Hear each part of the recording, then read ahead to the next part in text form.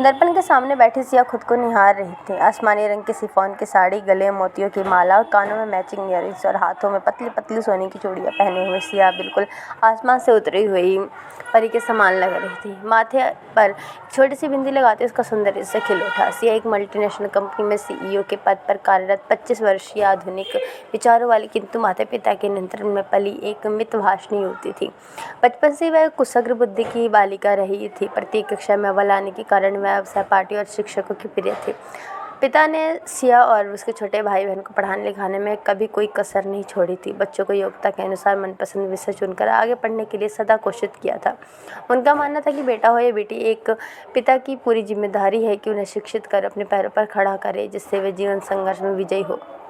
तो आज सज संवर कर सिया के तैयार होने का प्रयोजन था कि उसे लड़के वाले देखने आ रहे थे। सिया के रूप में गुण की चर्चा उसके पिता के एक मित्र ने अपनी किसी अन्य उद्योगपति मित्र के समक्ष की, जो अपने बड़े बेटे के लिए योग्य लड़की की तलाश कर रहे थे। सुनते ही उन्होंने लड़की देखने का कार्यक्रम बना लिया। समय पर लड़के वाले आ गया। लड़का, उसका नाम वेदांत था। अपने माता पिता वह एक अन्य चचेरे भाई के साथ सिया को देखने आया था। चमचमाती मर्सिडीज जी से घर के सामने आकर रुके। महंगे ब्रांडेड कपड़े और सेंट की भीनी भीनी महक से घर में रौनक सी आ गई थी। माँ रसोई में घर में मेहमानों की आवागमन की तैयारी में लगी थी। रसोई से आते ही स्वादिष्ट व्यंजनों की सुगंध और मेहमानों की चकाचौंध भरी लगता किसी शुभ सूचना का संकेत दे रही थी।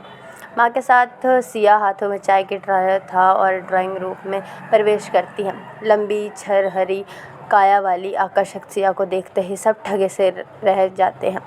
दोनों पक्ष के लोग आपस में एक दूसरे को परिवारों की जानकारी प्राप्त करते हैं। सिया और वेदांत एक आध बार नज़र मिलने पर सिया ने नज़रें झुका ली। वेदांत का छोटा भाई उसे चिकौटी काट कर मुस्कुरा रहा था और उसका चचेरा भाई सारे वातावरण को खामोशी से निहार रहा था। तभी वेदांत की माँ, जो कि कीमती साड़ियों ज्वेरों से सुसज्जित थी, सिया जी की और उन्मुख गृहस्थियों के विषय में उससे पूछताछ करने लगी। सिया से बात करके उनके चेहरे पर एक संतुष्टि के भाव तैर गए थे और वेदांत से बोली, बेटा अब तुम भी कुछ बात कर लो। वेदांत तो जैसे कि प्रतीक्षा में था। सिया की हॉबीज़, घूमने फिरने की पसंदीदा जगह और खाने पीने की आदतों के बारे में बातचीत करने के बाद वह मुद्दे की बात पर आ गया। वह बोला, सिया जी अब आप अपनी नौकरी से इस्तीफ़ा देने की तैयारी कर लीजिए। सिया ने प्रश्नवाचक निगाहों से उसकी ओर देखा और पूछा, क्यों भला? वेदांत मुस्कुराकर बोला, देखिए हम दोनों एक दूसरे को पसंद करते तो समझिए कि शादी होना लगभग तय है। शादी के बाद तो आप नौकरी करेंगे नहीं? जी, सिया ने प्रश्न किया। जी भला, शादी के बाद आपको सिया नौकरी करने की क्या ज़रूरत है? डैड का इतना बड़ा कारोबार है, हमारी अच्छी खासी आमदनी है, आप तो घर में रहकर घर संभालिएगा। वेदांत ने जैसे अपना निर्णय सुना दिया था। लेकिन मेरी ज़िंदगी भर की पढ़ाई लिखाई, मेरा करियर, आज मैं जानी मानी कंपनी में जिस मुकाम पे हूँ वहाँ तक पहुँचने के लिए मैंने जो मेहनत की है उसका क्या? उसे ऐसे कैसे छोड़ दूँ? सिया ने प्रश्न किया। अब तक सब लोगों का ध्यान उन दोनों की बातों पर केंद्रित हो चुका था। वेदांत की माँ सिया को समझाने के लिए अंदाज में बोली, बेटी हमारे यहाँ किसी चीज़ की कोई कमी नहीं है। अगर तुम रोज़ नई साड़ी और नए जेवर भी पहनोगी तो हमें कोई फ़र्क नहीं पड़ेगा। आंटी जी, बात नए कपड़ों और जेवरों की नहीं है, बात है मेरी प्रतिभा, मेरे अस्तित्व और मेरी पहचान की है। सिया को इतना मुख होते देख वेदांत की कुछ असहज हो गया। उसने नियंत्रण न रखा गया और वह बोल ही पड़ा, किस पहचान की बात कर रही हो आप सिया जी?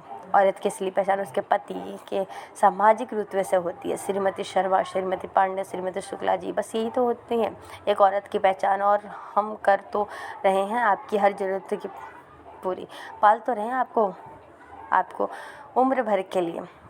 अचानक गिलास के हाथों में पकड़ा हुआ शरबत का गिलास ज़मीन पर गिरकर चूर चूर हो गया। वेदांत इस संकीर्ण मानसिकता से आहत हुआ। सिया ने खड़े होकर तत्काल उत्तर दिया, किसी पंछी के पंख कतर उसे पिंजरे में बंद करके दाना डालने को आप पालना कहते हैं? अच्छा हुआ जो मुझे पहले आपकी इस संकीर्ण मानसिकता का परिचय मिल गया।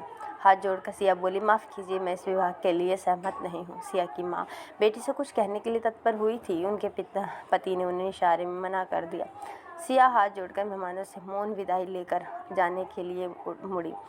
मेहमानों ने भी आंखों आंखों में एक दूसरे को चलने का कहा। उठ खड़े हुए, लेकिन एक शख्स जो इस सारे घटनाक्रम को चलचित्र की भांति देख रहा था वह था वेदांत का चचेरा भाई पृथ्वी। अपने स्थान से उठकर सिया के सामने पहुंचा और वहां उपस्थित सब लोगों से बोला, मैं आप लोगों से कुछ कहना चाहता हूँ। सिया बोली, मैंने इस रिश्ते के लिए अपना स्पष्ट निर्णय बता दिया है, अब कुछ भी कहना व्यर्थ है। वेदांत और उसके माता पिता के चेहरे पर खिज और चिढ़ प्रकट हुई। पृथ्वी बोला, सिया जी, मैं आपसे इस रिश्ते की नहीं अपितु कुछ और बात करना चाहता हूँ। एक डॉक्टर हूँ, 2 साल पहले मैंने प्रैक्टिस शुरू की है। यदि आपकी व आपके परिवार की सहमति हो तो मैं आपका जीवन साथी बनना चाहूँगा। सब लोगों के चेहरे पर हैरानी के भाव उभरे। वेदांत गुस्से से एक कदम आगे बढ़ा, पर उसके माता पिता ने उसे रोक लिया। पृथ्वी ने फिर कहना आरंभ किया, आप सब कृपया ये ना समझे कि वेदांत भाई की बात बिगड़ने पर मैं लाभ उठा रहा हूँ। दरअसल मेरे परिवार वाले भी मेरे लिए लड़की तलाश कर रहे हैं, पर मेरी पसंद सिया जैसी लड़की की है जो पति के स्टेटस पर निर्भर हो कर ऐशो आराम की ज़िंदगी बिताने की पर नहीं, बल्कि अपनी काबिलियत के दम पर स्वयं की पहचान से कंधा मिलाकर चले। देखिए किस्मत से ऐसी लड़की मुझे अचानक ही मिल गई। फिर वह सिया के माता पिताजी से मुँह खाते होकर बोला, अंकल आंटी जी, मेरे माता जी और पिताजी रिटायर्ड स्कूल प्रिंसिपल हैं और मेरी एक छोटी बहन है जो अभी पढ़ रही है। यदि आप आज्ञा दे तो मैं उन्हें लेकर यहाँ रिश्ते की बात करने की उपस्थित हो जाऊँगा। परिस्थिति के इस नाटकीय घटनाक्रम से सिया का परिवार हतप्रभ रह गया। जी, आप सब सोच विचार कर आराम से जवाब दीजिए। आखिरकार जीवन साथी चुनना पूरे जीवन का प्रश्न है। चलता हूँ सिया जी। पृथ्वी जाने लगा। वेदांत और उसके परिवार वाले तो पहले ही वहाँ से जा चुके थे। सिया के पिता ने प्रश्नवाचक दृष्टि से सिया व उसकी माँ की तरफ देखा। सिया ने मुस्कुराकर धीरे से हाँ में गर्दन हिलाई और माँ के गले लग गई। सिया के पिता ने पृथ्वी के हाथ थाम कर कहा, बेटा अगले हफ्ते अपने माताजी और पिताजी को हमसे मिलाने ले आओ। पृथ्वी के चेहरे पर मुस्कुराहट तैर गई। उसने सिया को देखा तो सिया ने मुस्कुराकर गर्दन झुका।